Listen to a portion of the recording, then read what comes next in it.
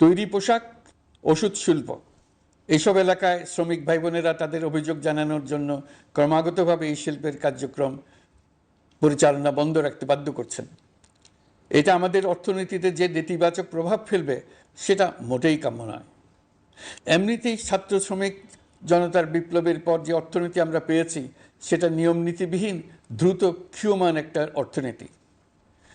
প্রাতিষ্ঠানিক কাঠামো প্রায় ধ্বংসপ্রাপ্ত, বৈদেশিক মুদ্রার রিজার্ভ তলানিতে গিয়ে ঠেকেছে। আমরা এই অর্থনীতিতে প্রাণ সঞ্চারের চেষ্টা করছি, আমাদের উদ্যোগে সাড়াও পাচ্ছি। ঠিক এই সময়ে আমাদের শিল্প কারখানাগুলো বন্ধ হয়ে যাক, অকার্যকর হয়ে যাক, এটা আমাদের অর্থনীতিতে বিরাট আঘাত পড়বে। সেটা কিছুতেই আমাদের কাম্য হতে পারে না।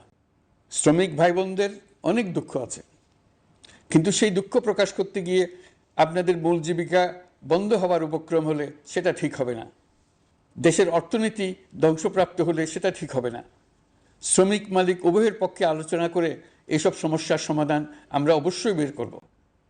আপনারা কারখানা খোলা রাখুন, অর্থনীতির চাকা সচল রাখুন, দেশের অর্থনীতিকে সোজা হয়ে দাঁড়াতে দিন। আমরা আপনাদের সমস্যার স্থায়ী সমাধান বের করার জন্য সর্বশক্তি প্রয়োগ করব।